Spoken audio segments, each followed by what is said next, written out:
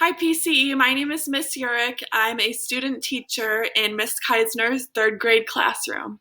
Today I'm going to be reading The Big Orange Splot by Daniel Pinkwater. Mr. Plum Bean lived on a street where all the houses were the same. He liked it that way. So did everybody else on Mr. Plum Bean's street. This is a neat street, they would say. Then one day, a seagull flew over Mr. Plum Bean's house. He was carrying a can of bright orange paint. No one knows why. And he dropped the can, no one knows why, right over Mr. Plum Bean's house.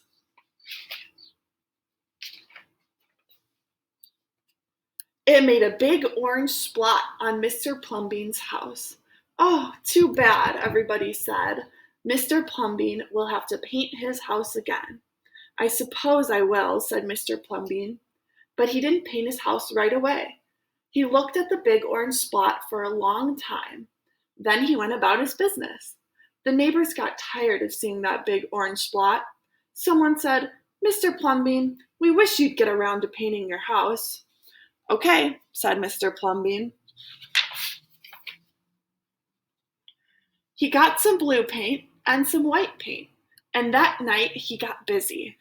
He painted at night because it was cooler.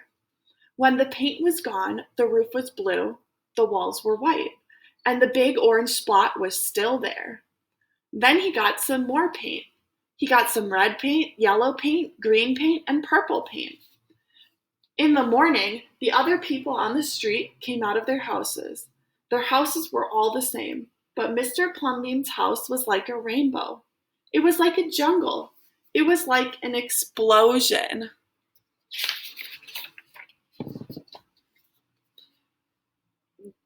There was the big orange spot, and there were little orange spots. There were stripes. There were pictures of elephants and lions and pretty girls and steam shovels.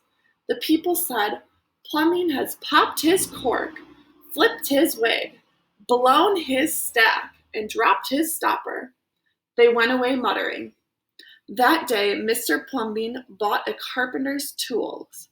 That night, he built a tower on top of his roof, and he painted a clock on the tower.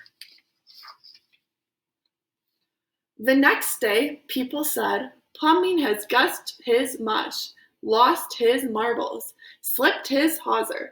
They decided they would pretend not to notice. That very night, Mr. Plum Bean got a truck full of green things. He planted palm trees, baobabs, thorn bushes, onions, and frangipani, and in the morning he bought a hammock and an alligator. When the other people came out of their houses, they saw Mr. Plum Bean swinging in a hammock between two palm trees. They saw an alligator lying in the grass. Mr. Plum Bean was drinking lemonade. Mr. Plum Bean has gone too far. This used to be a neat street. Plum Bean, what have you done to your house? The people shouted. My house is me, and I am it. My house is where I like to be. And it looks like all my dreams, Mr. Plum Bean said. The people went away. They asked the man who lived next door to Mr. Plum Bean to go and have a talk with him. Tell him that we all like it here before he changed his house.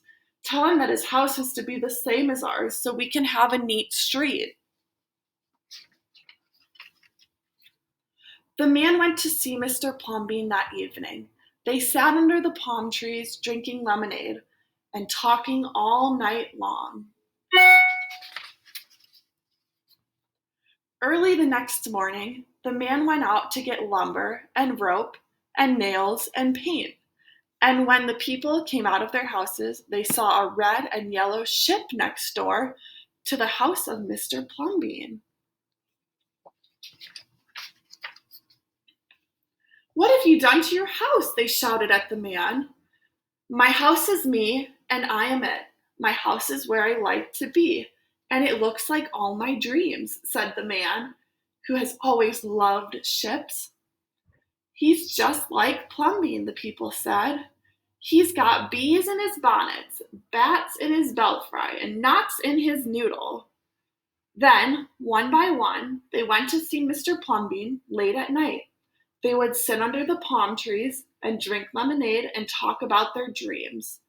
And whenever anybody visited Mr. Plumbean's house, the very next day, that person would set about changing his own house to fit his dreams.